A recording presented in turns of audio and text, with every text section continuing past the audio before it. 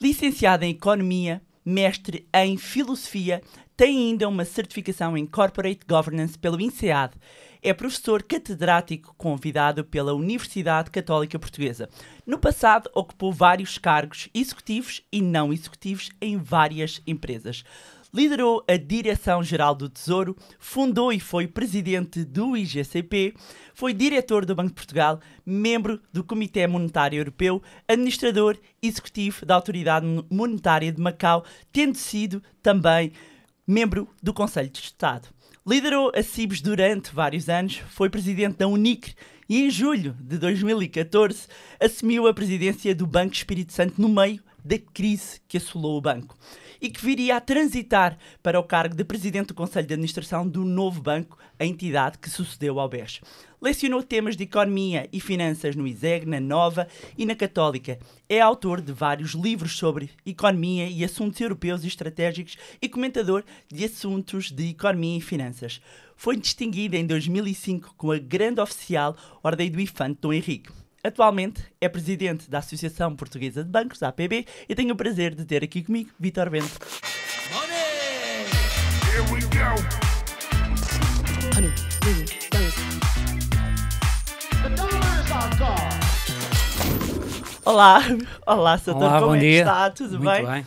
Então, para quem não conhece, quem é o Vítor Bento, apesar de depois desta parte, se calhar, mais de carreira até, mas quem é o Vítor Bento? Não, e aliás, aí só faltou citar uma coisa, que é o doutoramento em estudos estratégicos, isto para mostrar o lado da diversidade da formação académica. O Vítor Bento é uma pessoa normal, comum, enfim, que fez o percurso profissional que acabou de descrever. É pai de uma filha, avô de 2 netos e, enfim, e fora disso, enfim, tem vários amigos e procura, enfim, viver o melhor possível e ser agradável para as pessoas que o rodeiam. Sim, é uma pessoa com um currículo notável. Eu estava aqui a comentar, antes mesmo de começarmos a conversa, que foi talvez o meu maior desafio, foi tentar resumir. Isto é uma versão muito resumida e, pelos vistos, ainda faltavam aqui coisas. E faltavam. Isso basicamente quer dizer que já tenho muita idade. Não. Tem muita experiência e que é muito respeitado pelos seus pares. Mas agora vamos aqui a um lado pessoal. Qual é que é a sua melhor memória de infância? Uau, quer dizer, isso é uma coisa que já lá vai há tanto tempo que a memória já se esvaiu. Mas eu, em geral, eu tenho boas memórias de infância.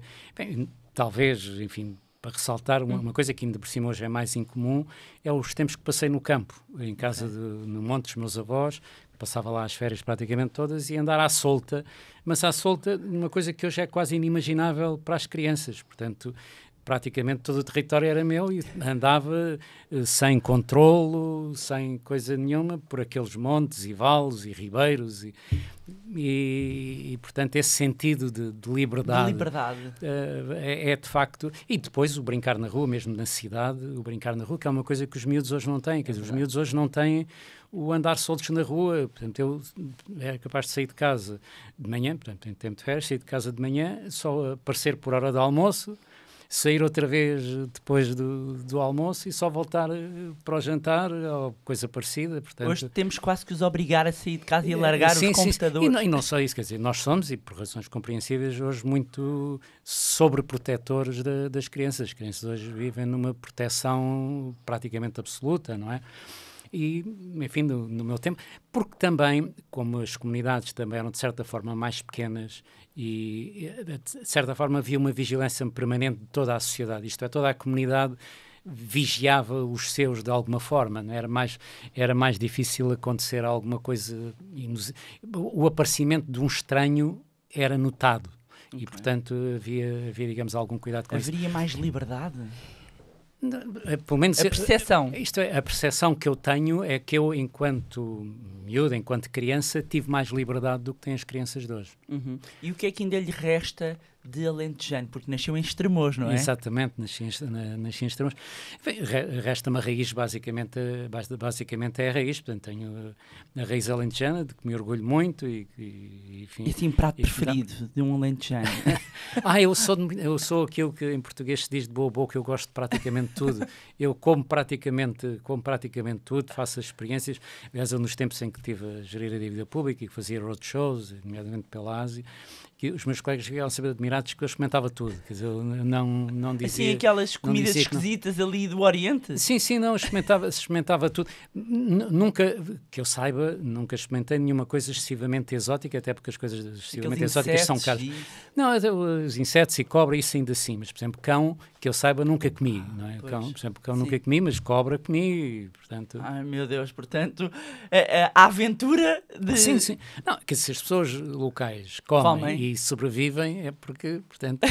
e dentro do velho princípio popular que o que não mata engorda, portanto, funcionava nesse sentido. Aliás, eu sou um grande apreciador dos ditados populares e enfim, à medida que a vida evoluiu, compreendi-os muito melhor. Isto é, nós quando começamos a contactar com os ditados populares, para nós é uma frase. Portanto, é uma frase. Portanto, é o ótimo é inimigo do bom, o que não mata engorda, enfim, coisas deste género, ficamos com a frase. E eu depois, ao fim de muitos anos de refletir sobre muitas coisas da vida, muita filosofia, muita coisa, de repente descubro que grandes conclusões a que eu cheguei da vida, grandes conclusões muito elaboradas, no fundo já estão condensadas num ditado popular qualquer. E, portanto, os ditados populares, eu chamo são pílulas de filosofia. Uau! Porque aquilo é o resultado, de facto, da decantação, de muita experiência, de muita reflexão ao longo de gerações e que depois foi refinando para uma frase curtíssima, mas que diz tudo. E se nós, enfim, com a experiência que ganhamos da vida, nós conseguimos perceber melhor o que é que aquela expressão tão concisa tem de riqueza filosófica. E tem assim algum ditado preferido? Não, quer dizer, referido há pouco, é que o ótimo é inimigo do bom.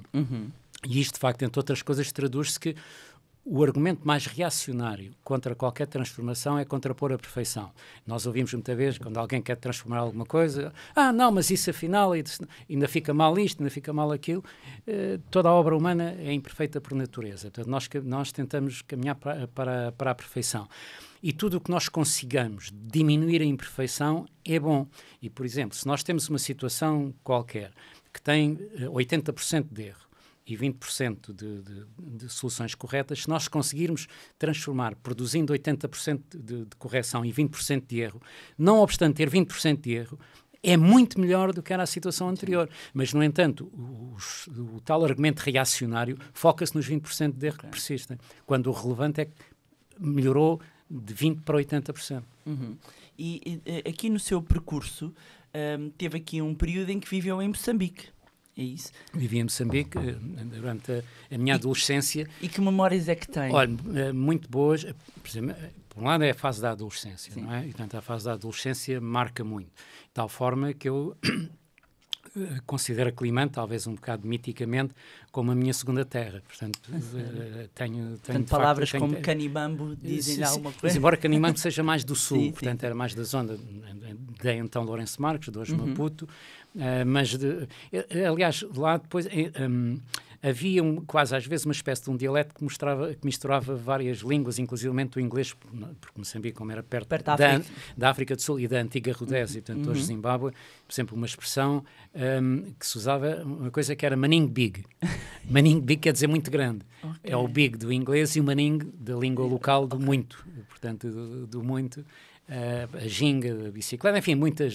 E tem boas memórias? Não, tenho e tenho amigos ainda desse tempo, uns lá, outros cá, que de vez em quando, digamos, ainda falamos, mas está a ver, quer dizer, aquilo é a ideia portanto, a adolescência, os primeiros namoros, portanto, todas essas primeiras numa terra quente. Numa terra quente, sim, numa terra quente, e que também, e isto hoje pode parecer estranho, com uma imensa liberdade. E é uma coisa que pode parecer estranho hoje, e sobretudo por causa das memórias depois que vão sendo manipuladas de alguma forma, mais liberdade do que depois quando regressei. Quando regressei cá, portanto, enquanto jovem, enquanto adolescente, sentia lá muito mais liberdade em todos os aspectos do que depois quando regressei, até do ponto de vista dos costumes. As mentes aqui eram mais fechadas? Eram mais fechadas. Eram mais fechadas e mais antiquadas. Ok, curioso. E então, quando acaba por ir para Lisboa estudar, com 17 anos, é isso? Eu vim para Lisboa com 18.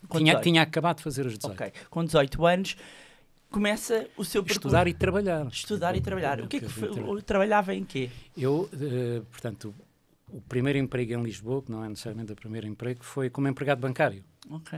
Portanto, estudava à noite. Aliás, Eu desde os 17 anos que estudei sempre à noite. Ok. Depois, sempre, enfim, depois as formações mais recentes é que depois foram diurnas, mas o final do secundário e o ensino superior foi todo feito à noite, portanto, a trabalhar e a estudar. E a estudar. E como é que começa o seu percurso? Ou seja, então estudava e trabalhava, e quando acabou a licenciatura, continuou no banco onde estava? Não, porque depois quando acabou a licenciatura, porque no banco onde estava era um banco onde praticamente não havia licenciados. Qual é que era o banco? Montepio. Ok. Enfim, e não havia licenciados e não havia provavelmente um encorajamento, digamos, a ter licenciados. Depois posso-lhe contar algumas curiosidades desses tempos. Depois concorri ao Banco de Portugal. Okay. Na altura, eu para tudo o que entrei, sobretudo nessa fase, antes de ser conhecido, foi tudo por concursos. Tudo por concursos públicos, inclusive para o Montepio. Portanto, foi por um concurso público. E portanto, concorri ao Banco de Portugal, depois passei ao Banco de Portugal, pronto, e a partir daí a carreira foi de outra natureza. Mas, por exemplo, no Montepio, embora tendo entrado como empregado de carteira, aquilo que se chamou empregado de carteira, rapidamente passei à carreira informática. Portanto, eu fiz uma carreira informática no Montepio. Ainda trabalhei com os computadores quando se utilizavam os cartões perfurados, por exemplo. Então poderia ter tido uma carreira mais pela parte sim. da IT, dos primórdios. Não, eu tive 8 anos em IT. Ok, curioso. E então, depois vai para o Banco de Portugal, e para o Banco de Portugal, como é que evolui o seu percurso? Entrei no Gabinete de Estudos, que na altura, o Gabinete de Estudos do Banco de Portugal, na altura, era um dos centros de pensamento, nomeadamente económico, mais avançados em Portugal. Ainda não havia as consultoras, que depois mais tarde se tornaram, digamos, a grande atração para os melhores alunos de faculdades. Ali era o Banco de Portugal, e foi uma experiência muito boa. Aprendi muito, digamos, com o grupo, que era um grupo relativamente recente, novo. Muitas das pessoas, enfim, depois vieram a fazer carreiras também notáveis. Portanto, na altura o diretor era o professor Cavaco Silva, era o diretor do departamento. Tinha a doutora Manuela Ferreira Leite, fazia parte também do departamento, do Costa Pinto, enfim, de várias pessoas que depois acabaram também por ganhar, umas já tinham e outras ganharam notoriedade, o que mostra o escola. Sim, é uma grande escola. E era um escola, era uma escola e era um escola, em termos de economia. E já trabalhou em várias instituições, mesmo depois saiu do Banco de Portugal, depois na altura... Depois daí fui para Macau, foi quando estive em Macau. Depois quando regressei voltei ao Banco de Portugal, mas já noutras funções, na altura já no Departamento Estrangeiro, onde participei e fui protagonista da liberalização do mercado financeiro em Portugal, quer do mercado cambial, quer do mercado monetário.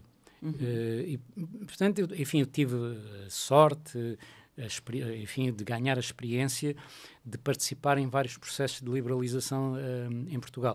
E o facto de ter estado em Macau e, portanto, conviver com o centro económico que era Hong Kong, permitiu-me ser um protagonista mais conhecedor quando aqui se entra no processo de liberalização, porque eu já tinha visto as coisas a funcionar, sabia como funcionavam e, portanto, sabia o que é que ia funcionar. E recordo-me que, na altura, sempre via pessoas nos bancos com receio da liberalização, precisamente porque a maior liberdade dava mais responsabilidade. Portanto, para os agentes económicos tinha que assumir maior responsabilidade. Mas eu tinha o conhecimento de já ter estado num mercado totalmente livre, de ver como funcionava e de ver por que funcionava, e, portanto, isso permitiu-me aqui fazer esse papel. Depois, outra experiência também transformadora, do ponto de vista, digamos, de grande transformação, foi quando estava a gerir a dívida pública, a entrada no euro, que houve que, no fundo, mudar toda a estratégia e toda a prática de gestão da dívida pública, do escudo para o euro, o que foi um desafio intelectualmente interessante sobre os vários pontos de vista. E a prova de que as coisas correram muito bem é que não se lembrará de sequer dessa transição. Isto é, ninguém deu pela transição. Sim. E isto enfim, por estranho que possa parecer, é o melhor sinal de quão bem correu essa transição, a forma muito, muito suave como ela foi feita, o que deu muito trabalho, muito planeamento e muita capacidade de execução, enfim, de uma equipa vasta e muito aplicada. Destacou estes dois pontos, mas tem aqui a passagem por, aliás, reiterando aqui, era difícil dizer todos os sítios por onde passou, mas tendo sido pioneiro também, como com a fundação do IGCP, o instituto que gera a dívida pública portuguesa. Das várias instituições, olhando aqui em retrospectiva, das várias instituições que passou, alguma posição, algum cargo que o marca, mencionou esse da questão da transição para o euro, que acredito tenha sido um marco, há mais algum cargo, alguma posição que tenha marcado mais? Sabe, eu não sou nem de regrets, nem enfim, de grandes entusiasmos. Acho que as coisas são o que são, quando têm que ser, e, portanto, cada experiência tem que ser sempre analisada no seu contexto, quer o contexto de tempo, quer o contexto de circunstâncias. Talvez o IGCP seja o que mais marca, porque é uma obra que eu criei, portanto, aquilo correspondeu a um... Só para explicar para quem nos está a ouvir o que é o IGCP e o que é que representou essa criação. É a Agência de Gestão da Dívida Pública e, portanto, correspondeu a um modelo imaginado e depois posto em prática e que deu e continua a dar muitos bons resultados, e que na prática isto é precisamente pela passagem para o euro, portanto, onde iríamos enfrentar um mercado muito concorrencial, com gente muito profissionalizada.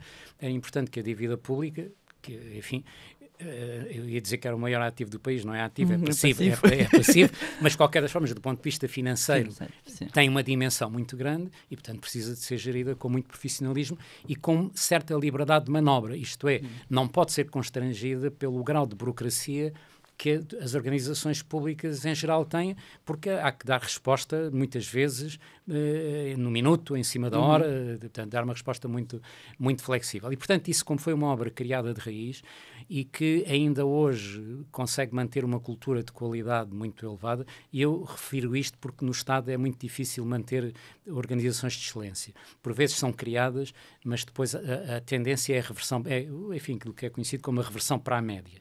Apesar de tudo, no caso do IGCP, no essencial, tem-se conseguido manter uma cultura de elevada qualidade e de exigência, e eu registro isso, enfim, com muita satisfação.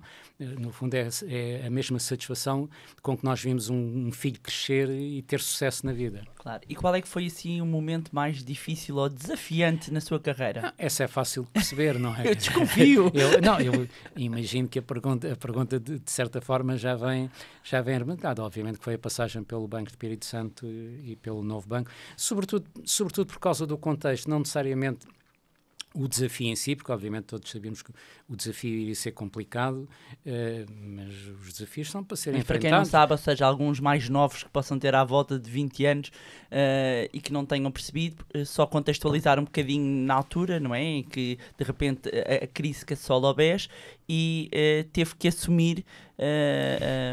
Quer dizer, portanto, o Banco de Espírito Santo era um banco que atravessava dificuldades sérias, até porque fazia parte de um grupo. O grupo tinha mais dificuldades, mas obviamente acabou por contagiar o banco, e o banco acabou por ter uma vulnerabilidade financeira muito grande, talvez porque não tenha atalhado os problemas no tempo devido. Mas, enfim, mas de qualquer das formas, na altura havia a expectativa e havia, de certa forma, até o compromisso de que a situação seria recuperável, como aliás acabou por ser, enfim, noutras condições. Era preciso haver condições para essa recuperação, só que as coisas depois precipitaram-se, depois acabou por haver uma resolução, enfim, que para mim foi imprevista enfim, e teve o caminho que teve, e a meu ver aquilo que foi o percurso subsequente não foi o melhor, não foi o que teria sido ideal para lidar com o problema, mas foi o que foi. Portanto, eu, a partir do momento em que percebi que aquilo que era o modelo em que eu tinha entrado, com o qual me tinha comprometido, estava num caminho diferente, saí. Okay. Mas já lá vamos ao BES. Como é que equilibra aqui o seu lado pessoal e profissional? Tem algum hobby? Tem algum escape? Olha, como lhe disse há pouco, eu como estudei sempre à noite, eu acabei, no fundo, por dedicar grande parte do meu tempo ao trabalhar ou estudar. Portanto, eu acabei por sacrificar a juventude. Portanto, aquilo que as pessoas normais têm, que é uma juventude livre, aquilo que eu tive na infância e na adolescência, livre, e, portanto, poderem fazer uma quantidade de coisas, eu não tive essa oportunidade e, portanto, sacrifiquei, mas sacrifiquei conscientemente. Eu não tenho, como disse há pouco, eu não tenho regrets. Nesse aspecto sou Edith Piaf. Tantas coisas, quer dizer, as coisas são, como digo, são o que são, e nós fazemos opções, e eu fiz as opções que fiz, portanto, decidi fazer esse sacrifício para depois poder ter uma vida melhor, como acabou por acontecer. Também acabei por estudar num período complicado, porque foi a transição de regime e o verão quente, eu costumo dizer com exagero, mas exagero deliberado, que eu quando andei em económicas aprendi a fazer a revolução, a economia aprendi depois. Mas isto de alguma forma significa que eu depois tive que estudar, depois de ter acabado o curso, tive que continuar a estudar muito. E, portanto, muito do tempo livre foi ocupado a estudar. Portanto, eu acabei por ter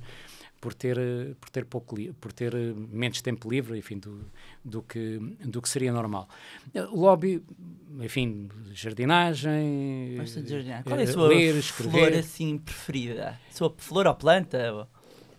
Olha, eu, sobretudo agora pela época que atravessamos, que é a época mais bonita de Lisboa, o jacarandás. Quer dizer, o jacarandá, provavelmente se fosse noutra época... Exatamente, esta é a época mais bonita de Lisboa, é ver, andar por vários sítios da cidade e ver, digamos, aquela fluorescência toda, daquela cor muito bonita, com o contraste com o verde, sobretudo quando depois está contrastado, como é no Parque Eduardo VII, quer na Castilho, quer no Parque Eduardo VII, que tem um contraste com o verde de fundo, faz de facto um quadro lindíssimo.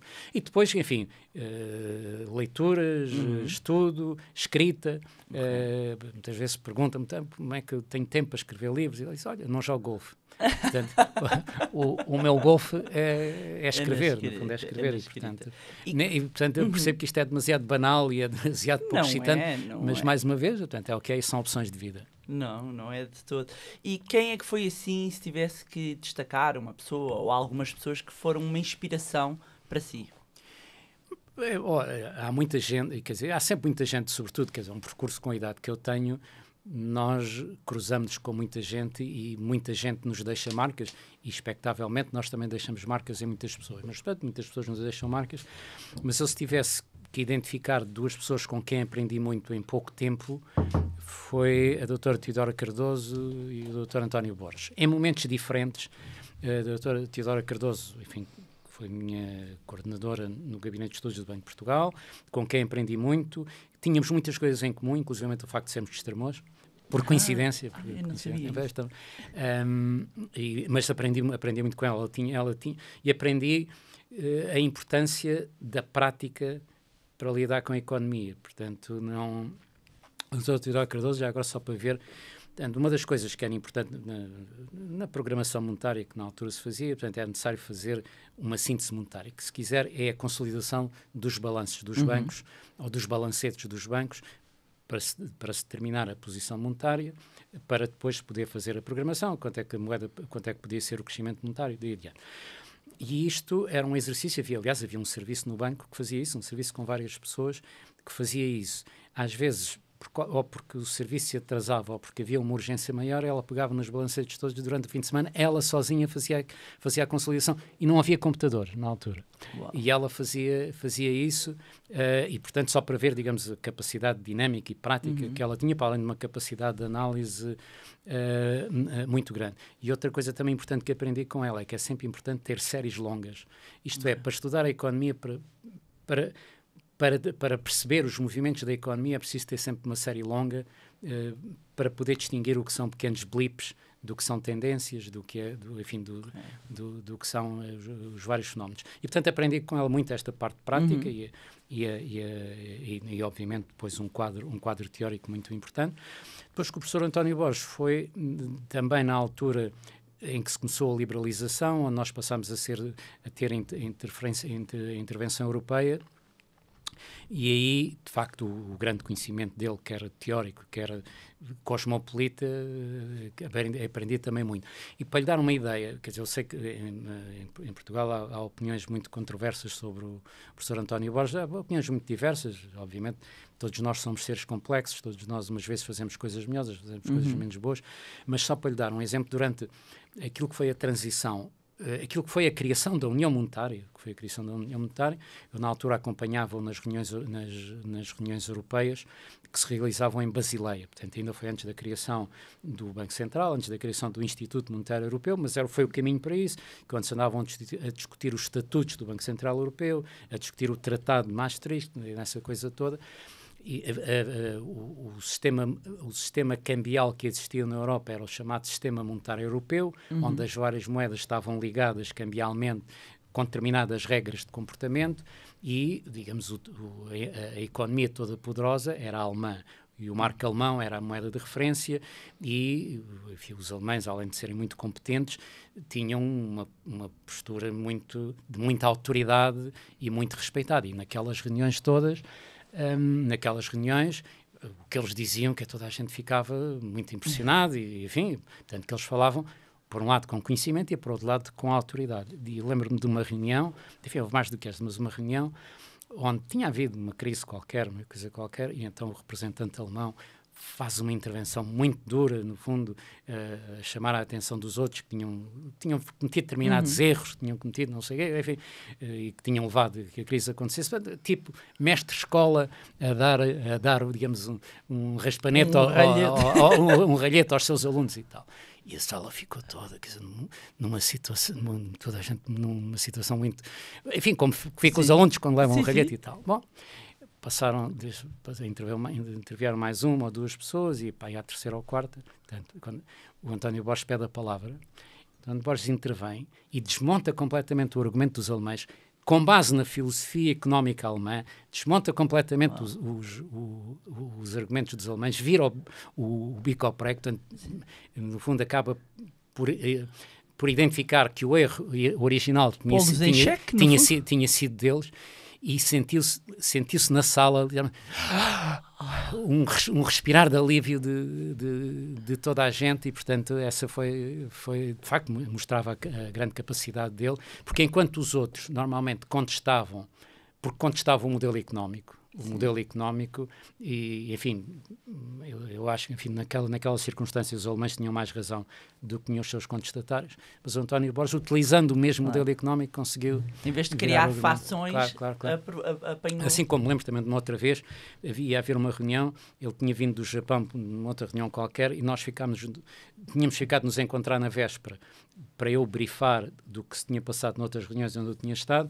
Ele não pôde estar e, portanto, só conseguimos falar durante os 5 ou 10 minutos do percurso entre o hotel e a sede das reuniões, que é o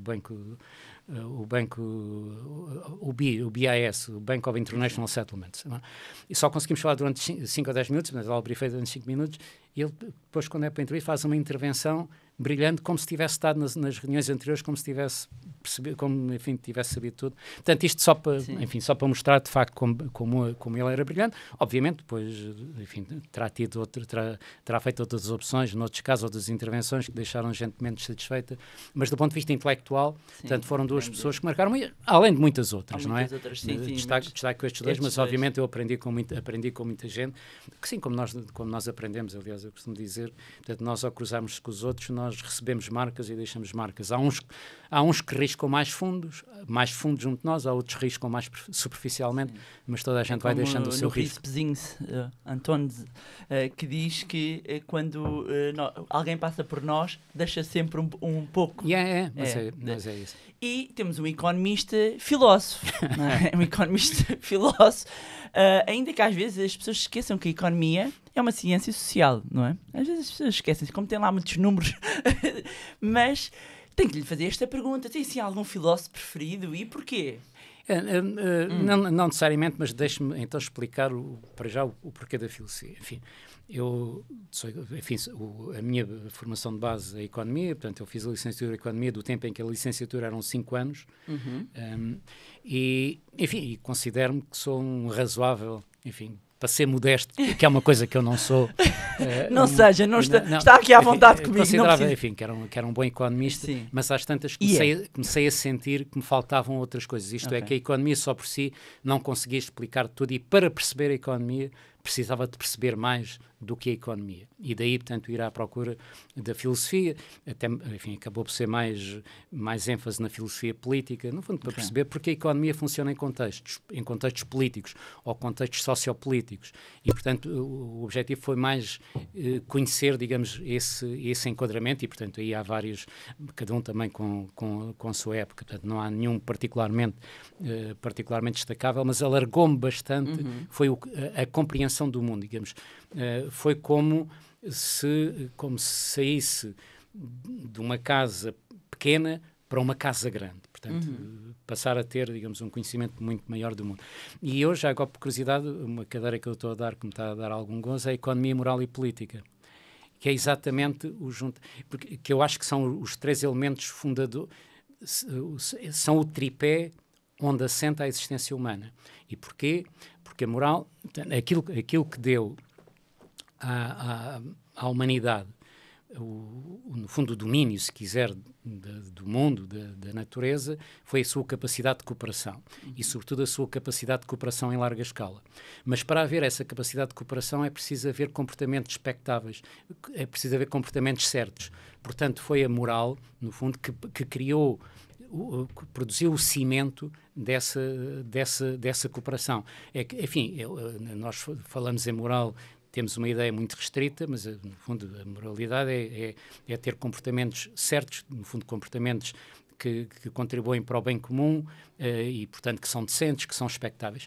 E aquilo que nós podemos chamar de moralidade é o resultado de um aperfeiçoamento de milhares de anos, não é uma coisa que alguém se tenha descoberto de um momento para o outro, não, é o que resultou, porque todos aqueles que tiveram comportamentos fora da moralidade de sucesso ficaram pelo caminho. Portanto, as sociedades que tiveram sucesso foram as sociedades que tiveram um quadro moral suficientemente eficaz para assegurar essa cooperação. Portanto, isto de um lado. Depois, a partir do momento em que desenvolve comunidades com uma certa extensão, põe-se o problema da sua organização e da sua articulação para a ação, que é o papel da política. E a economia, no fundo, é o alimentar esta gente toda, no fundo, criar as condições de satisfação desta gente toda. E é através da economia que nós depois desenvolvemos as outras atividades. Por exemplo, é com a Revolução Agrícola que permite aumentar a produtividade, que permite produzir mais comida do que aquela que os produtores precisam, portanto, criando um excedente alimentar, que é possível desenvolver as outras atividades. De pessoas que não têm que estar a tratar da sua própria alimentação. E, portanto, é através, digamos, dessa organização económica, através desse aumento da produtividade, que depois é possível sustentar um exército para defender a comunidade, é possível sustentar uma classe política para gerir a comunidade e, mais importante, é possível sustentar filósofos. Portanto, aqueles que vão desenvolver o pensamento que depois vão fazer avançar a humanidade, filósofos, cientistas. Portanto, tudo isto só é possível porque foram criadas condições de produtividade que permitiram criar especializações de funções que nem toda a gente tinha que estar preocupada com o plantar os alimentos ou ir à caça para garantir o almoço da manhã. E qual é que acha, sendo uma pessoa tão ávida da escrita, tão ávida da leitura, tendo aqui esta componente filosófica, qual é que acha que devia ser o livro que toda a gente devia ler? Não, isso não. Não? Então um livro que o marcou não, assim... É isso, não. Sabe, eu estou a dizer isto não com esta vivência, porque eu fujo sempre, porque aprendi ao longo da vida, que estas histórias de qual é o livro mais importante, qual é o filme mais importante... Não é o mais importante. Mas é isso. Não, isto é, há muita coisa e depende sempre dos tempos e das circunstâncias. Portanto, aquilo que pode ter impacto num determinado momento pode ter menos impacto noutro momento. Por exemplo, usando um tema recente, o Sapiens. O Sapiens, por exemplo, é um livro que dá uma perspectiva muito abrangente destes temas que eu tive agora a referir e que, de certa forma, sintetiza muita coisa para a qual é preciso ler muitos outros livros. Quem quiser ter um conhecimento suficientemente aprofundado tem que fazer um percurso de vários livros. Mas uma das coisas que eu aprendi ao longo da vida, e nomeadamente quando depois acabei por ir fazer o curso de filosofia, é que há certas matérias que são muito difíceis de aprender por autodidatismo. Como por exemplo? A filosofia. Okay. O autodidatismo é muito difícil. Portanto, é muito o ter alguém que oriente, quer o caminho das leituras. Porque eu, antes de ir fazer o curso, li muita coisa, mas aprendia pouco. Porque eram leituras deslocadas, desregradas. Portanto, ou dava demasiados saltos e começava com um livro demasiado complicado e depois não percebia... Enfim, era demasiado complicado, demasiado exigente e, portanto, há um conjunto de caminhos que têm que ser feitos e aí há alguém que nos guie, é útil para fazer isso. E, por exemplo, mas isto também é mais recente, um livro de divulgação de filosofia muito prático, muito fácil e até muito agradável de ler, pouco exigente, é a escolha de Sofia. Não é a escolha de Sofia, porque a escolha de Sofia é um filme, mas é qualquer coisa a história de Sofia. Agora está-me a faltar, mas é qualquer coisa. Eu ponho na descrição. É qualquer coisa de aqui. Sofia, Okay. porque a escolha de Sofia é um filme, também baseado num livro. É um filme sobre um dilema moral importantíssimo, mas é outra coisa. Ok. E como é que é hoje em dia um dia habitual seu? Bem, enfim, eu estou numa fase da vida muito difícil, muito diferente, muito mais tranquila. Portanto, a minha atividade hoje é mais tranquila do que foi noutros tempos. Portanto, mas antes de ir à pergunta, o muito mais tranquilo não quer dizer que não dê muito mais trabalho, só que o trabalho é organizado de outra maneira. Deixe-me contar uma história. Eu sou muito contador de histórias. Conta-se de alguém a quem foi pedido um parecer sobre uma coisa qualquer. E a pessoa lá fez o parecer de um dia para o outro, ou durante 2 dias fez o parecer, e depois apresentou a fatura, e o parecer custava 20 mil euros, ou uma coisa do género. E a pessoa que tinha encomendado o parecer e que ia pagar, disse, mas como é, pá, 20 mil euros, uma coisa que fez em 2 dias e tal, fez em 2 dias. E o outro respondeu, não, isto não foi feito em 2 dias, isto foi feito em 30 anos. Porque, no fundo, nós, enfim, quando chegamos a uma determinada idade, nós temos muito conhecimento acumulado que nos facilita depois a vida. E, portanto, há muita coisa que, quando tínhamos 20 anos, nos podia levar dias de reflexão, de investigação, e que hoje podemos fazer, digamos, num prazo mais curto. Por isso é que eu dizia que é mais tranquila desse ponto de vista. Por outro lado, a função já não é executiva no sentido em que já foi noutros tempos, enfim, que há um plano de resultados que tem que ser obtido em determinado momento, enfim, por aí adiante. Portanto, vou para a associação, acompanho, reflito sobre os desafios do momento, recolho a informação que existe, tentar identificar se há algum sinal de preocupação a que se deva responder, a que não se deva responder, preparar aquilo que também faz parte dos nossos planos de ação, reunir com as pessoas, no fundo, para acompanhar o que estão a fazer e depois ir fazendo outras leituras, porque a minha atividade requer que vá conhecendo o que se passa no mundo em geral, o que se passa no país em geral, para estar alerta para os sinais que podem vir ou podem não vir. E também dá aulas. E depois também dou aulas, enfim, tenho tertúlias. É um pensador. Já pensou? Já pensou, passa a redundância. Isso agora, talvez. Um pensador de economia, eu gosto muito de si. E não só de economia, cada vez penso em áreas mais abrangentes do que só a economia. Portanto, isto, a economia faz parte de um todo. E então vamos para a economia. Sim, senhor. Era impossível eu ter aqui o Sr. Vítor Bento, que já tenho o prazer de conhecer há vários anos, e não ter um momento, não é? Portanto, vou aqui recorrer à minha cábula. Disse recentemente numa entrevista, passo a citar, o excedente não significa que de repente estejamos folgados. E este comentário relativamente ao excedente que foi anunciado ainda pelo anterior Ministro das Finanças. Mas o que é que quis dizer com isto? Então, mas afinal, este excedente não é positivo, não é bom? Só para contextualizar aqui um bocadinho quem nos está a ver. Não, sim senhora, ainda bem que refere isso. De facto, quando nós, como estamos tão habituados a ter déficits, quando aparece um excedente, nós de repente pensamos que estamos ricos, não é? Portanto, de repente, e basicamente toda a gente passou a fazer contas como dar cabo do excedente, isto é, como gastar o excedente. Ora bem, um país que tem uma dívida pública que é 100% do PIB, nunca tem excedente, quer dizer, é muito mais o que deve. Portanto, na prática, é como alguém, uma família que tem, enfim, uma dívida grande e num mês, porque recebeu um subsídio extraordinário ou porque teve um mês mais contido, chega ao final do mês e sobraram 500 euros e pensa que está rico. Não está, porque tem lá a dívida toda para pagar, quer dizer, e mesmo que utilize aqueles 500 euros para pagar a dívida, para amortizar a dívida, continua a ter muita dívida, e é essa parte que o deve preocupar, sobretudo porque o tempo das taxas de juro zero ou negativas acabou, e isso também vai criar um constrangimento adicional. O que é para si um nível de dívida sustentável? Onde é que nós devemos estar? Enfim, o trivial, que é o elemento de certa forma enfim, que não é contratualizado, convencionado. Enfim, convencionado. O valor convencionado são os 60% do PIB. Vale o que vale. É uma convenção, mas basicamente gerir a dívida é um contrato de confiança com os credores. Por isso, a dívida não é para pagar. A dívida gere-se? Não, mas gere-se que é um contrato de confiança, porque é assim, a dívida é para continuar, mas os empréstimos são para pagar. E portanto, isto é que a dificuldade em perceber esta diferença é que muitas vezes é a causa de muitos problemas. Portanto, cada um dos empréstimos tem uma vida determinada e tem que ser pago. E quando chegar à altura de pagar esse empréstimo, se não tiver a confiança suficiente dos credores para lhe renovarem o empréstimo, vai mesmo ter que arranjar dinheiro para o pagar.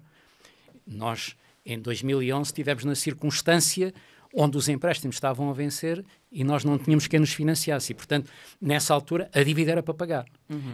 Agora, se nós conseguirmos ter um contrato de confiança onde os credores confiam que, se nos continuarem a emprestar, nós vamos ter uma capacidade de gerir a nossa vida de forma a não pôr em risco o seu próprio dinheiro. E, portanto, continuam-nos a fazer o rolar da dívida, desde que ela não suba muito, porque, obviamente, se ela subir, eles dizem... vai ser mais difícil pagar no futuro. Mas a descida agora das taxas de juros é um alívio e é um bom sinal para os governos? Não, a descida das taxas de juros... A descida da taxa de juros acabou por ser uma droga, porque, no fundo, significa que as pessoas, os governos, acabaram por se acomodar àquela situação que é normal, de encaixar o dividendo que daí vem, portanto, terem que pagar menos juros, e, portanto, o dinheiro que pouparam nos juros passaram a gastar noutras coisas. E nas outras coisas foi-se tornando em despesa permanente. E, portanto, ao tornar-se em despesa permanente, quando as taxas voltam a subir, vai ter que se entrar num processo austeritário, chamem-lhe os nomes que quiserem, que vai ter que se cortar no outro lado qualquer, ou vão ter que se arranjar receitas no outro lado qualquer. E o arranjar receitas no outro lado qualquer é sempre só são os impostos. E por isso é que é preciso ter cuidado e é preciso ter uma dívida, enfim, em montantes geríveis, e obviamente 100% não é. 100%, ao mínimo tremelique, a coisa pode derrapar. Sim, estamos aqui com o orçamento como se isto fosse a família muito justo. Está muito justo. Sim, Qualquer sim, coisinha, claro. Ficamos em situação de sobreendividamento. Só para... temos aqui um momento de literacia para as pessoas entenderem. Se há uma crise qualquer, se há uma altura onde, no caso da família, onde um dos elementos fica desempregado, portanto, há menos receita, ou alguém fica doente, portanto, tem que gastar mais na saúde, portanto, para tratar, a partir desse momento, portanto, o serviço da dívida fica posto em causa. E, portanto, o peso da dívida e os juros que se têm que se alocar à dívida passam a ser um problema mais grave nesse momento. Havemos de recordar no tempo do aumento colossal de impostos de Vítor Gaspar, que recordo-me perfeitamente que quando foi anunciado, face ao que se projetava, os portugueses travaram a fundo em termos do consumo. E, de repente, o que se estava a contar de receitas que fosse gradualmente, e lembro-me de ter essas conversas também no Ministério, de repente não se estava a contar que o travão fosse tão rápido. Portanto, isto só fazendo aqui a analogia, quando estamos a 100% e estamos aqui muito apertados, qualquer coisa pode então comprometer o futuro. E eu ia lhe perguntar para si, eu sei que é uma pergunta muito aberta, mas é inevitável fazer, quais é que são então os principais problemas da economia portuguesa? Porque houve-se várias fações, na sua visão, tão pensador de fora, e não estando ligado aqui a nenhum interesse político para um lado ou para o outro, na sua visão, quais é que são os principais problemas da economia portuguesa? Bom, não sendo original, portanto, dizia que é o problema da produtividade. Portanto, obviamente, a única forma como... a não ser em termos mais concretos. Sim, isto é, a não ser que um país, a não ser que tenha reservas naturais, como é o caso dos países produtores de petróleo, etc., enfim, que lhe permitem ter riqueza sem trabalho, a única coisa que permite que as pessoas tenham mais rendimento é a produtividade. Portanto, aquilo que melhora o nível de vida é a produtividade. A produtividade global da economia. E nós aí temos alguns handicaps que importa superar. Por outro lado, nós temos algumas adversidades, que essas são mais difíceis de superar, mas que curiosamente, no momento atual, eu depois já traduzo isto tudo, depois, no momento atual, essa adversidade está-se a tornar numa vantagem. Explicando isto tudo melhor.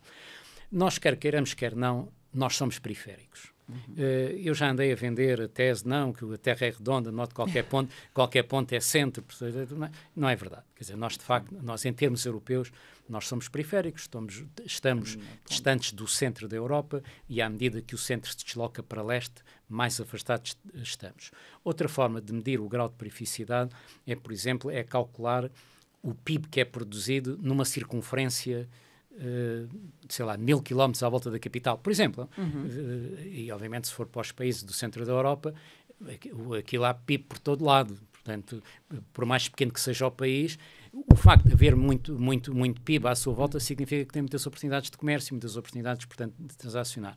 Nós somos dos países mais periféricos desse ponto de vista, somos dos países que têm menos PIB à sua volta. E, portanto, isto limita a capacidade de crescimento e, portanto, nós temos essa adversidade e quem a recusar está-se... No fundo, enfim, não está a ver a realidade como ela é. E eu às vezes ouço coisas, mas nós podemos fazer os nossos portos, não sei o quê, assim, abastecer a Europa e tal. Mas quem é que vai descarregar assim para depois atravessar de comboio ou de caminhão até ao centro da Europa? Porque é que não vão diretamente aos portos que estão mais perto do centro da Europa? Portanto, isto é, nós somos periféricos. Atualmente, essa perificidade está-nos a ser uma vantagem. Com esta alteração geopolítica que está a ocorrer, com a desconstrução das cadeias de abastecimento a nível mundial e com a emergência de pontos de conflito afastados de nós tornarmos numa zona de segurança. Portanto, a nossa perificidade significa afastado das zonas de conflito. E, portanto, nós passamos a ser um elemento de referência de segurança até para a relocalização dessas cadeias de abastecimento e das cadeias de produção. E isso é algo que está a ser a nosso favor. E, portanto, agora convém é que nós tenhamos a capacidade de aproveitar a oportunidade, o que significa libertar alguns aspectos da economia e, nomeadamente, retirar alguns constrangimentos. Portanto, nós temos que deixar de ter a adversidade ao lucro, porque o lucro é que atrai capital e o capital é que permite criar valor e é que permite pagar salários elevados. Nós precisamos ter empresas grandes, nós precisamos ter mais empresas grandes. E para ter mais empresas grandes, nós não podemos ter esta ideia de quando uma empresa tem lucros de milhões, de repente toda a gente parece ficar assustada. Tem lucros de milhões porque empatam capital de milhões. E é o capital de milhões que depois gera esse lucro. E quanto mais grandes empresas que tiverem em aplicar muitos milhões de capital no seu funcionamento, mais emprego podemos ter e, sobretudo, mais emprego de qualidade e mais salários elevados. E, portanto, para nós retermos o talento que hoje andamos a exportar, nós temos que ter mais grandes empresas. E, portanto, como é que podemos ter? É atrair, porque o processo de crescimento... e a retirar os obstáculos que existem, como, por exemplo, quer do ponto de vista ideológico, quer do ponto de vista prático. Portanto, nós temos um sistema fiscal que taxa o capital, porque a taxa de IRC com as derramas é progressiva. Portanto, significa que não só quem tem mais lucros paga mais impostos, que isso seria normal, mas a partir de determinado momento paga taxas de imposto mais elevadas.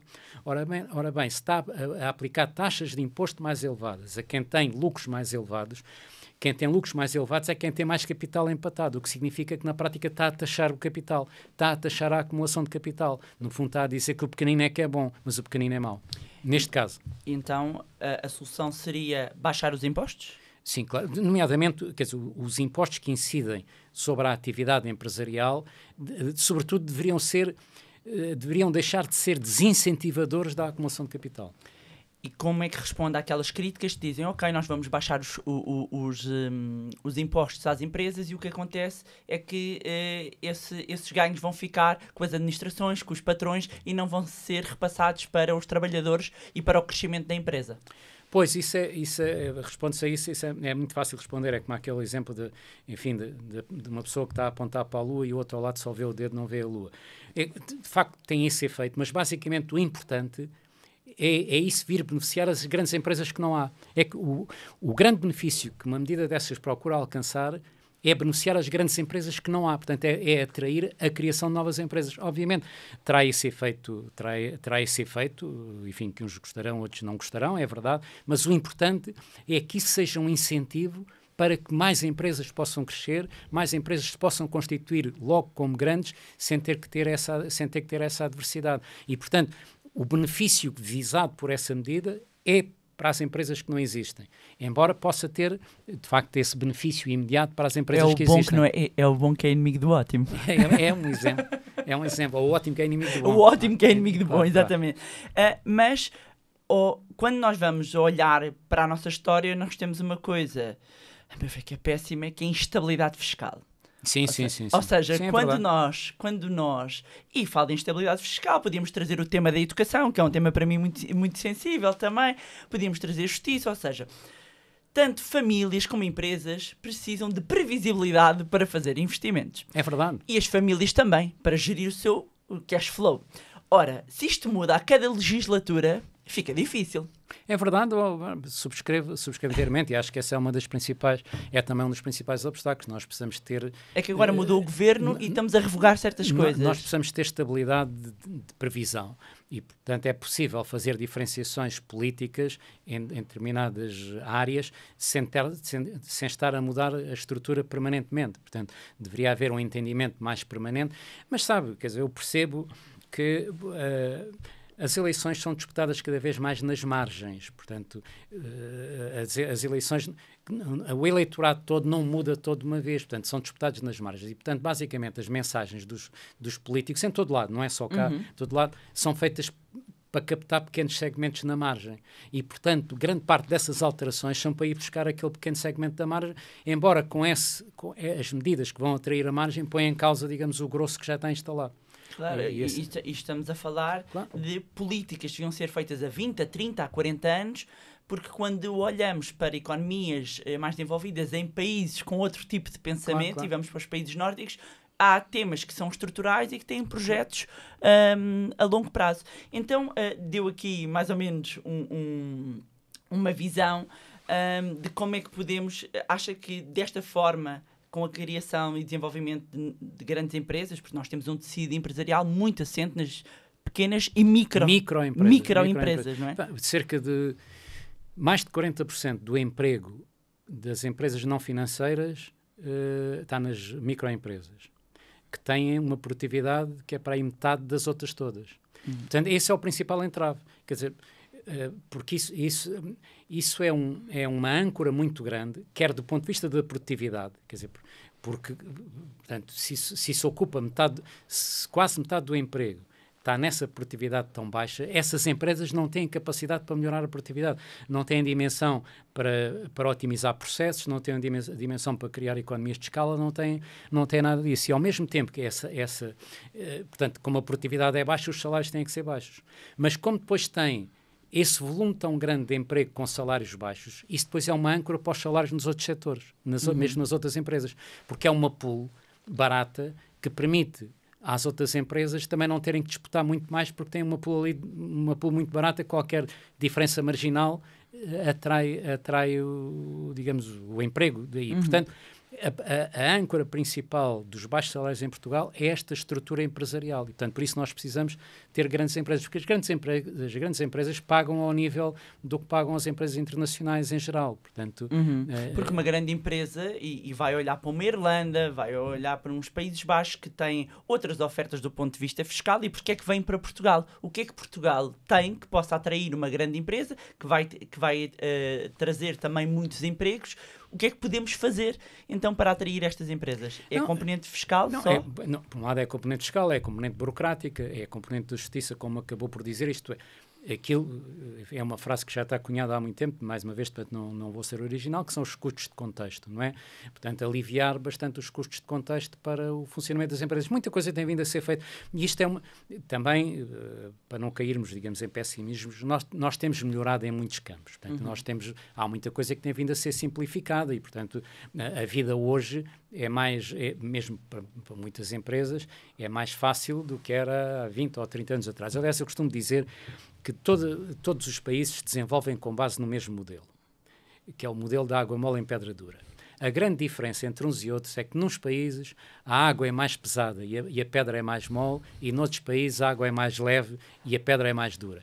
Nós fazemos parte do segundo grupo de países, mas basicamente o modelo é o mesmo, vai sempre, as coisas vão mudando e, portanto, nós também vamos evoluindo e vamos evoluindo positivamente, e vê-se, nós hoje somos um país que consegue atrair, enfim, investimentos e interesses no turismo, nos influencers, é uma coisa muito importante. Quer dizer, Portugal, de repente, e isto é uma coisa que não é explicável, Portugal, de repente, ficou na moda, está na moda.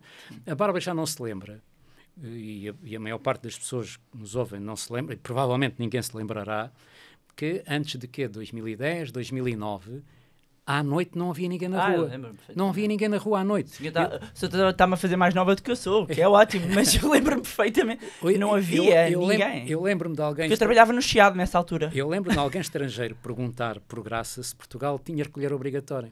Ai, É exatamente por isso que não se via ninguém. E veja o que é a cidade hoje. Quer dizer, o que é que fez mudar isto tudo? Eu não consigo identificar um fator, foram muitas coisas. Umas nossa responsabilidade, outras estranhas. Os vistos gold também. Não, os nómadas digitais passou a ver esse conceito. Mas de repente, de facto, Portugal entra na moda, quer do ponto de vista de turismo, quer do ponto de vista dos influencers. Quer dizer, depois aparecem as Madonas, aparecem os Jorge Coins, aparecem não sei o quê, e tanto Portugal começa a ser sinalizado nas redes de influência. E, portanto, vêm outros por curiosidade e de repente descobrem que Lisboa é uma cidade agradável. Descobrem que o interior do país é uma pérola por descobrir. Quer dizer, face, digamos, às sociedades super urbanizadas, nós temos um interior do país que é uma coisa fascinante. E enquanto no passado o turismo em Portugal era o Algarve, e se falasse com estrangeiros e perguntasse vir turismo a Portugal, era o Algarve, às vezes Lisboa, portanto Lisboa é o Algarve. Hoje em dia, eu não tenho dados estatísticos, não andei à procura, mas se calhar Algarve hoje é uma pequena fração da atração do turismo. Hoje o turismo está todo disseminado pelo país inteiro e há pequenos locais no interior do país que você não imaginaria, se calhar nem nunca lá foi, e são de repente... E já não é só um turismo de visita, é um turismo que depois volta e fica... Exatamente. Para isso eu não tenho explicação, quer dizer, é daquelas coisas que acontecem, portanto, são as chamadas variáveis exógenas que influenciam o comportamento. Agora, uma vez existindo, interessa é preservar. Portanto, mas o turismo ainda é uma componente muito importante e vai continuar a ser. Eu, nestas coisas, como em tudo na vida, as coisas nunca são absolutamente boas nem absolutamente más. Por isso é que os gregos diziam, aliás, nomeadamente o Aristóteles, que a virtude está no meio. Nós usamos muito, mais uma vez, lá está essa expressão. E a virtude está no meio porque exatamente o excesso de virtude é pecado. Torna-se pecado. E, portanto, da mesma forma, o que é que distingue um veneno de um remédio? É a quantidade.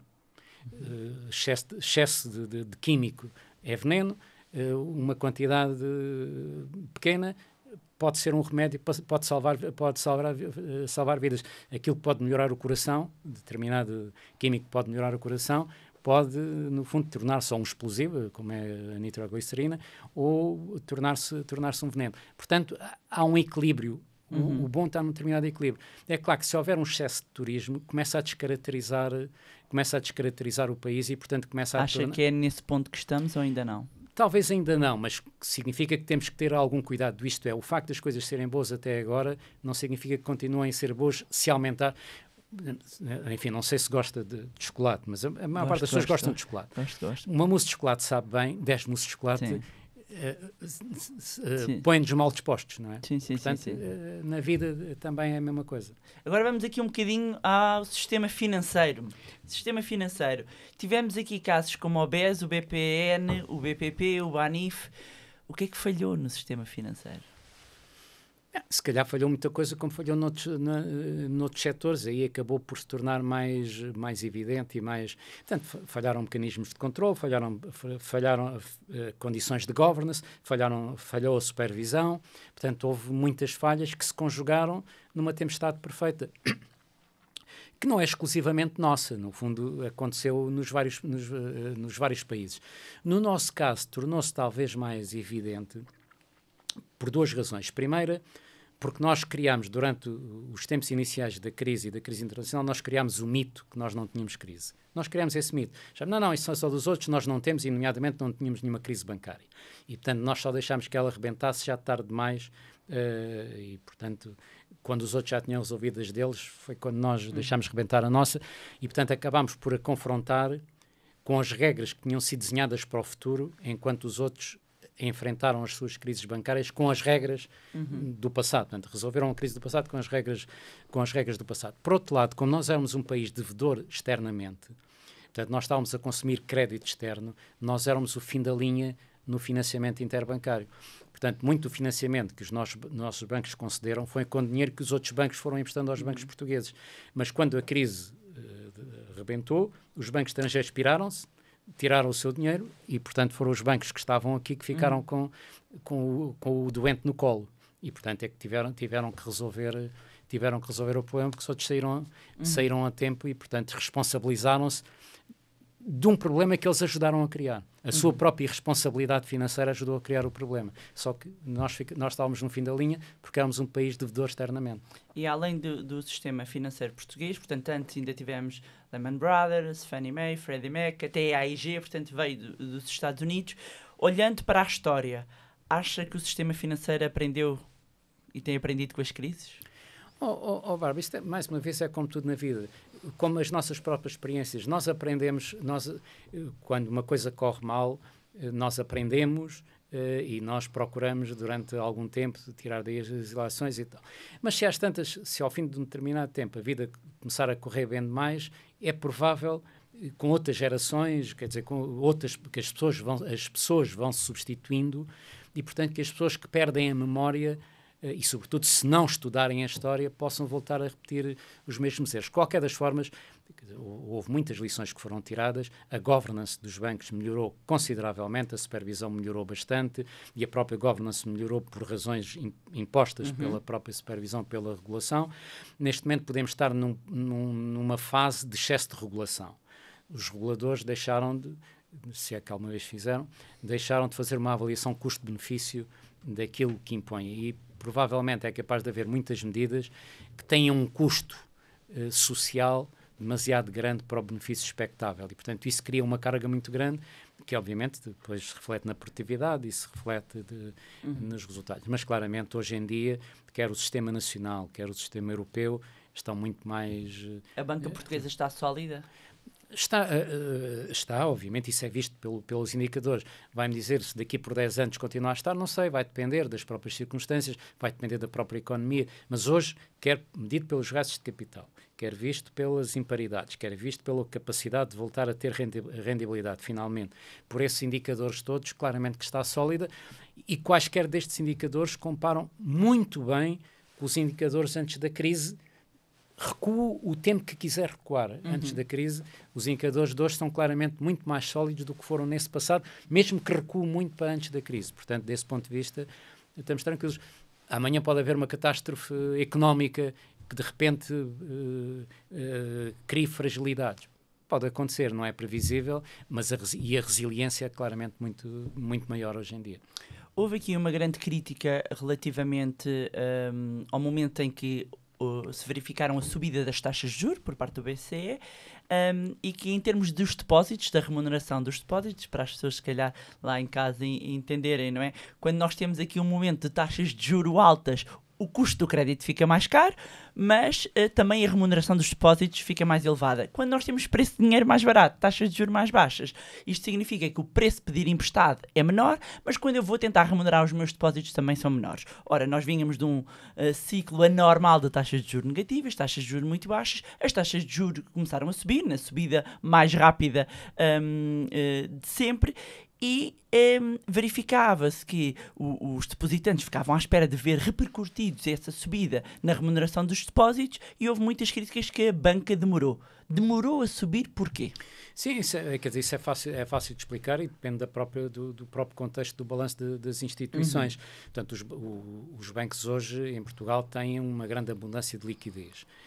Para lhe dar um exemplo, enfim, que as pessoas consigam perceber, antes da crise, por cada euro de depósitos que os bancos tinham, emprestavam 1,7 ou 1,8 €. Emprestavam. Portanto, o que significa que estavam sempre em déficit de liquidez, tinham que estar sempre a atrair mais liquidez, fosse dos depositantes, fosse dos outros bancos, através do mercado interbancário. Hoje, por cada euro de depósitos que os bancos têm, só emprestam 80 cêntimos. E, portanto, Porquê? Porque não há procura? Porque não há procura com risco de qualidade, não é? Porque a procura provavelmente seria teoricamente infinita, mas até pelas regras mais apertadas que hoje existem de supervisão e de regulação, portanto não há procura para absorver, digamos, toda a capacidade de depósitos. Portanto, os bancos não tiveram que lutar pelos depósitos, portanto, tinham depósitos, mesmo que perdessem alguns depósitos, como perderam para os certificados de aforro, isso não punha em causa, digamos, a sua sustentabilidade do seu balanço. Esta é a principal razão. Se calhar tudo isto reside naquilo que foi a política monetária expansionista, nomeadamente com o quantitative easing, que criou muita liquidez, não só na Europa como no mundo inteiro, e essa liquidez foi parar aos depósitos e, portanto, criou essa situação. Do lado do ativo, do lado dos empréstimos, as condições estão contratualizadas, isto é, estão indexadas a um indexante que os bancos não controlam. Portanto, fazem parte do contrato. É uma aplicação automática. Se o indexante desce, independentemente do que esteja do outro lado do balanço, a taxa desce. Se o indexante subir, a taxa aplicável aos contratos sobe. Portanto, é um automatismo contratual que umas vezes funciona a favor das expectativas, outras vezes funciona contra as expectativas. Noutros países onde eventualmente as taxas são fixas durante mais tempo, numas fases as pessoas estão a pagar mais e quando há essa fase, nós nunca nos lembramos, não é? Portanto, quando as nossas taxas estão mais baixas que as dos outros, porque renovam mais facilmente, nós estamos todos muito tranquilos. Quando, de repente, o ciclo se inverte e as taxas variáveis, as taxas de curto prazo passam a ser mais elevadas, de repente achamos que estamos a ser tratados injustamente, mas o tratamento é exatamente o mesmo. Mas comparando com Espanha, notávamos essa remuneração que era superior. Agora, antevendo-se uma descida das taxas de juros, é possível que não subiram tanto, se calhar, como em certos países, que venham a remunerar ainda menos. Bem, não lhe sei dizer primeiro, porque, enfim, não é possível, por razões da concorrência, conversar sequer sobre esses temas. Porque não é possível. Os bancos não podem sequer, e nós na APB nunca discutimos... Se conversassem era concertação, não é? Por isso mesmo, por isso mesmo. Portanto, eu não sei o que é que os bancos vão fazer. Individualmente, cada um deles adaptará a sua estratégia adaptará o seu comportamento àquilo que é a sua estratégia de longo prazo, de modo que eu não consigo antecipar o que é que vão fazer. Agora reconheço é que a situação... Mas temos séries longas. A situação de fundo, exato, mas a situação de fundo é de excesso de liquidez. Ok. Eu não diria excesso, de abundância de liquidez. Okay. Pegando nisso, ou seja, nesses dados que estava a dar, ou seja, se a banca só está a emprestar por cada 1,80 €, face ao risco, fazendo essa avaliação de risco, não é um paradoxo, sabendo que, obviamente, a concessão de crédito está associada sempre ao risco e tem que se fazer essa avaliação de risco, mas quase do ponto de vista filosófico, não é um paradoxo que quem mais precise de empréstimo seja quem muitas vezes não consiga esse empréstimo e quem menos precisa e que se calhar nem precisava de ir ao banco é quem facilmente tem esse acesso? Sim, mas nós aí temos que qualificar, eu percebo o seu ponto, mas aí tem que qualificar o que é necessidade, não é? Obviamente todos nós podemos ter ambições de muita coisa, mas podemos não ter condições para cumprir essas ambições.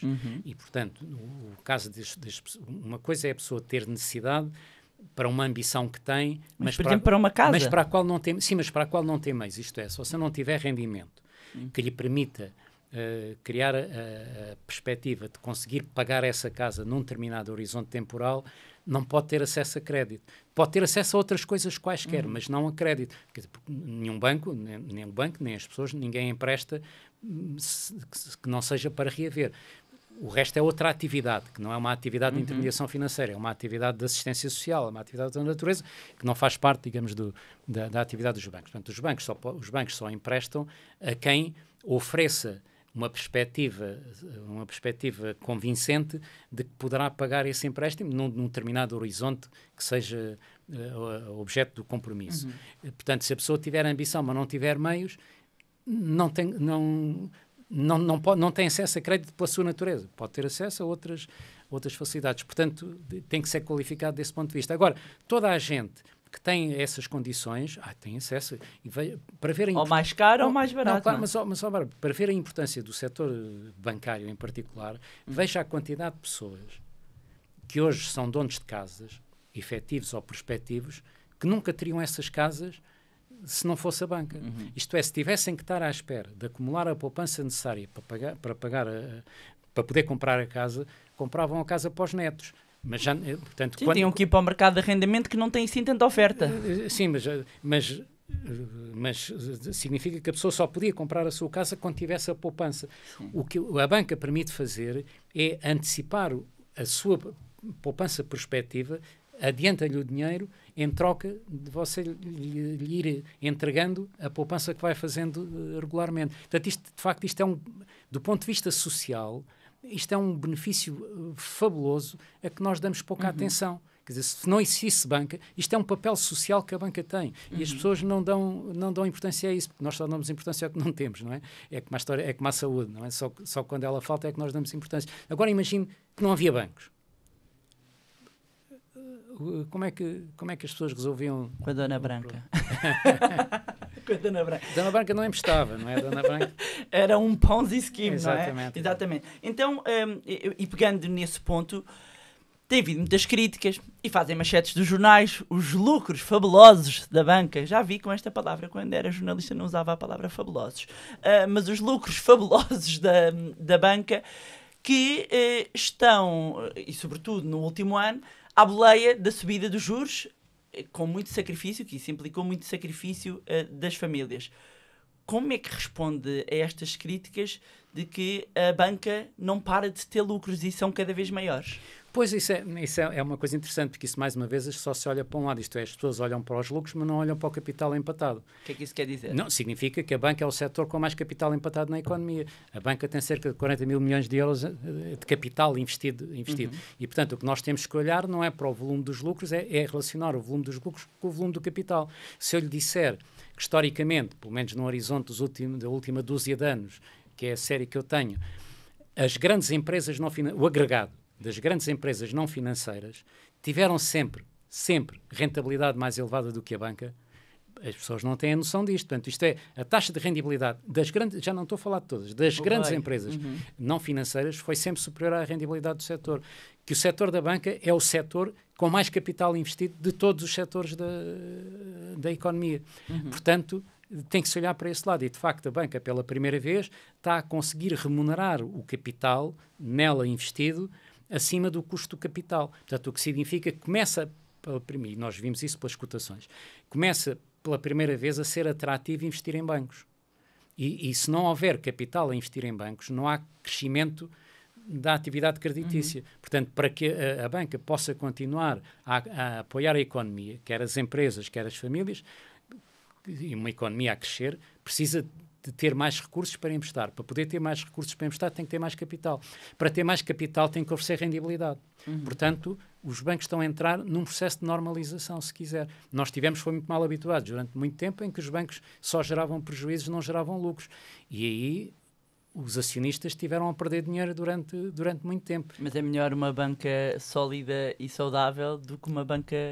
Sem dúvida nenhuma. Portanto, uma banca renta... O essencial é haver concorrência. E, obviamente, que há concorrência. Aliás, este último período, com os empréstimos à habitação e com os depósitos, houve uma imensa... Foi bastante visível transferências de empréstimos de uns bancos para os outros, transferências de depósitos de uns bancos para os outros. Portanto, mostrou que há concorrência, que a concorrência é viva. E desde que haja concorrência, não pode haver lucros extraordinários. Porque uma empresa, um banco, que tenha uma cota de mercado baixa, se houver uma oportunidade de poder crescer a sua cota de mercado baixando preços, vai querer crescer a sua cota de mercado. Portanto, desde que haja concorrência, é saudável que os bancos tenham lucros e, portanto, e que sejam atrativos, quer para atrair pessoas, quer para poder desenvolver a sua atividade. Mas disse recentemente numa entrevista que considera que há mesmo ideologia contra os bancos e hostilidade cultural. Porquê? Não, isso é visível.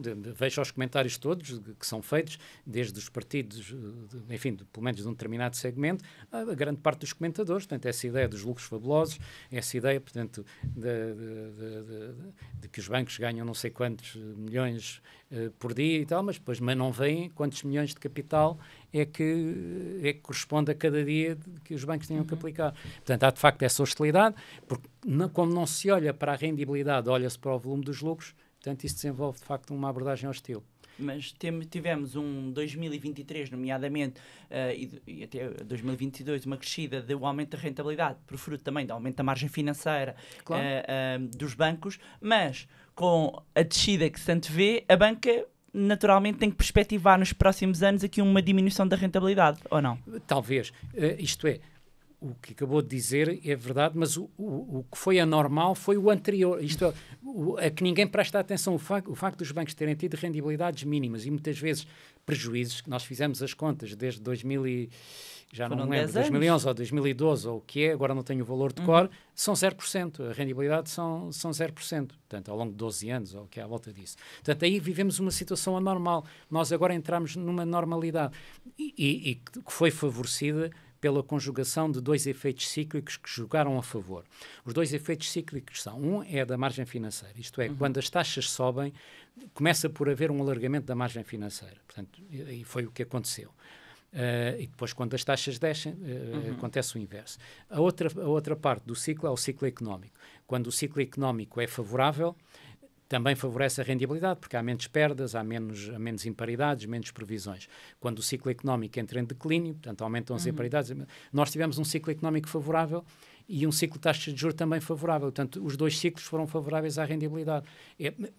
Os ciclos vão se esgotar e, portanto, esse efeito transitoriamente favorável vai desaparecer. E, portanto, agora eu espero é que os bancos consigam ter rendibilidade que remunera o custo de capital. E o custo de capital, atualmente, deve andar entre os 12% e os 14%. Portanto, uma rendibilidade abaixo de 12% não é satisfatória. Ok. Estamos quase a terminar, mas tinha aqui 2 ou 3 perguntas que gostava de fazer. Primeiro, tem a ver com a mais recente medida de apoio de financiamento aos jovens, saber se já têm alguma ideia de como é que irá funcionar, então, essa garantia dada pelo Estado. Olha, sabe eu... enfim, gosto de ver séries televisivas e agora reparei que agora está um pouco na moda, pelo menos num dos canais, séries que tratam de universos paralelos. Portanto, onde há universos paralelos. Portanto, as pessoas num universo têm uma determinada vida, no outro universo o equivalente tem outra vida. Enfim, há uma que está a correr, há outra que há pouco tempo nessa natureza. E ontem senti-me nessa situação, porque ontem li uma notícia num jornal que dizia, portanto, que o Ministério, a propósito disso, que o Ministério estava a dialogar com o Banco de Portugal e com a APB. E eu senti-me nessa situação, no meu universo não está. Portanto, provavelmente estarão a negociar num outro universo que não aquele em que eu vivo. Portanto, ainda não poderá haver o universo B com a APB do universo B e que eventualmente o Governo estará a negociar agora. Eu não conheço rigorosamente, para além do que vem nos jornais, não conheço rigorosamente nada daquilo que se planeia ser feito ou como é que se planeia ser feito e, portanto, estou a tentar saber, a tentar contactar o Ministério para tentar saber qual é a ideia e o que é que está previsto ser posto em prática. Muito bem. E para terminarmos mesmo, nós temos aqui aquilo que chamamos um quick quiz, em que temos aqui 10 perguntas muito rápidas para lhe fazer. Está pronto? Ok, vamos ver isso. Então, primeira pergunta. O que é que comprou com o primeiro ordenado? Olha, o primeiro ordenado, eu já vou explicar. O primeiro ordenado não sei, porque eu comecei a trabalhar com 17 anos, vivia em casa dos meus pais e, portanto, muito provavelmente o primeiro ordenado foi para os gastos comunitários, portanto, foi para o gasto da família. Mas para não deixar sem resposta, eu posso dizer que essa parte lembro-me o que é que fiz com o primeiro dinheiro que ganhei. Okay. E o primeiro dinheiro que ganhei foi um prémio escolar. Na altura havia um prémio que era atribuído pela Sociedade Central de Cervejas, mas era um prémio que tinha uma notoriedade nacional muito grande, inclusivamente a televisão dava conta disso, que era atribuído aos melhores alunos das escolas secundárias do país, que na altura eram menos do que são hoje. Os liceus, pouco mais havia do que uma de cada natureza da capital distrito, mas havia mais. Portanto, os melhores alunos de liceu ou das escolas técnicas, eu na altura andava na escola técnica, e eu em 1961 fui o melhor aluno da Escola Industrial e Comercial de Évora. E, portanto, ganhei esse prémio, que salvo eram 500 escudos. Enfim, que em termos de valor de compra equivalente, hoje sem falar na atualização monetária, seria para aí 400 euros à volta disso. E foi utilizado para comprar indumentária para vir a Lisboa receber o prémio. Um casaquinho, umas calças, uma camisa, uma gravata, já não sei se uns sapatos, e foi utilizado nisso. Muito bom. E qual foi o melhor investimento que fez? Talvez as casas. Ricardo. E o pior investimento que fez? Olha, o pior investimento foi talvez, digamos, num fundo de investimento daqueles que são supostamente ser muito seguros, daqueles que são supostamente ser para o investidor a ver só o risco e que provavelmente são geridos por gente que só leu metade dos manuais de finanças e, portanto, investiu num pior ativo possível, no investimento, no ativo mais arriscado na conjuntura, que é obrigações quando os yields estão a zero. Quando os yields estão a zero, as obrigações só têm downside, não têm upside. Só têm downside. E, portanto, o fundo supostamente, portanto, os gestores consideram que isso é que era o mais protegido ao investidor e obviamente, acabou por ser o mais desastroso. Mas, enfim, eu fico surpreendido com como é que se deixam funcionar fundos, no fundo, com essa capacidade profissional. Fica para uma outra conversa. Qual é que é a compra que o faz perder cabeça? Não, primeiro, eu não tenho nem grande... livros? Não, mas assim, não faz perder... Eu não tenho grande attachment a objetos. Isto é, os objetos para mim têm uma função utilitária. Por exemplo, carros, eu não tenho fascínio de carros. Obviamente gosto de ter um carro bom e tenho tido carros bons, mas eu não vivo com o fascínio de ter um Porsche, ter um Lamborghini, mesmo que tivesse dinheiro para eles, provavelmente não os compraria. Eu não tenho fascínio de objetos.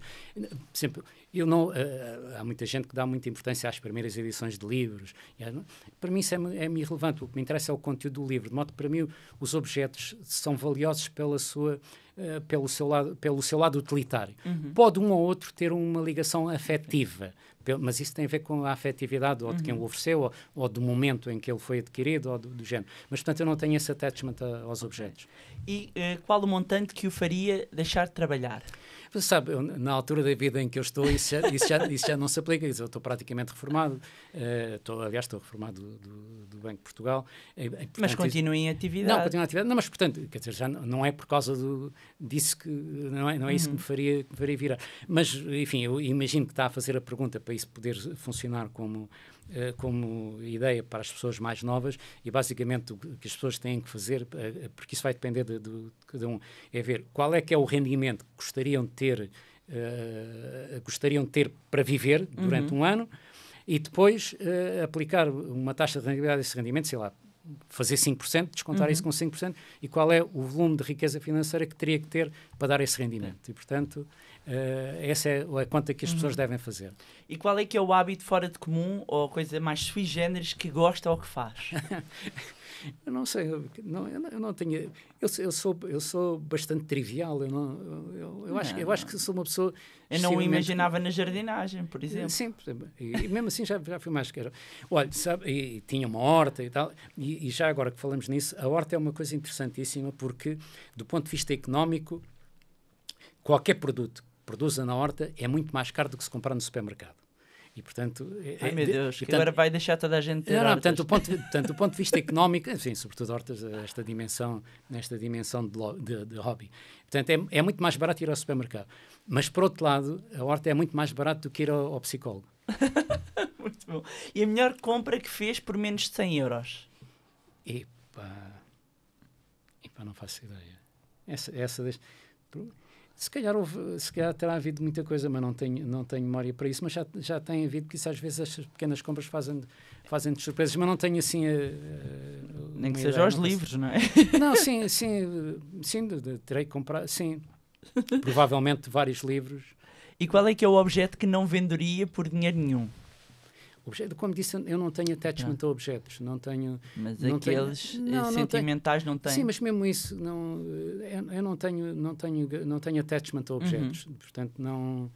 Os objetos têm utilidade e, portanto, quando a utilidade estiver esgotada, são expendable. Não tenho nenhum fetiche, até porque grande parte dos objetos que utilizo vão sendo renovados com o tempo, não é? Portanto, o que tinha há 10 anos provavelmente se tornou-se obsoleto, aquilo que era imprescindível. Portanto, hoje em dia, obviamente, o computador, o telemóvel são coisas imprescindíveis. Eu, quando apareceram os telemóveis, eu sempre achei que nunca queria ter um telemóvel. Que eu digo, uma coisa que eu queria era estar permanentemente contactável, e hoje não sei viver sem ele. Claro. Eu lembro quando apareceram os meus telemóveis, foi depois dos bips, a primeira coisa que apareceu foram os bips. Eu disse, não, quando muito um bip, se alguém quiser contactar, manda-me um bip, e depois eu, se tiver disposição para isso, depois ligo, ou quando eu puder, eu não quero ser interrompido num almoço, que eu estou a desfrutar e não quer ser interrompido, não quer ser... E, portanto, eu era totalmente contra os telemóveis. Hoje não consigo viver sem ele. Sim, eu lembro-me que havia um banqueiro que teve sem smartphone durante muito tempo, ainda tinha daqueles, quase com aquele joguinho da minhoca. E qual foi o melhor conselho financeiro que recebeu e de quem foi? Conselhos financeiros, eu acho que não recebi nenhum em particular. Enfim, eu tenho feito a minha vida no setor financeiro, não é? Portanto, é um pouco inerente. E, aliás, devo dizer que, enfim, uma das coisas que eu constato da minha experiência de vida é que eu dediquei muito mais competência, dediquei muito mais empenho, muito mais profissionalismo a gerir o dinheiro dos outros do que o meu dinheiro.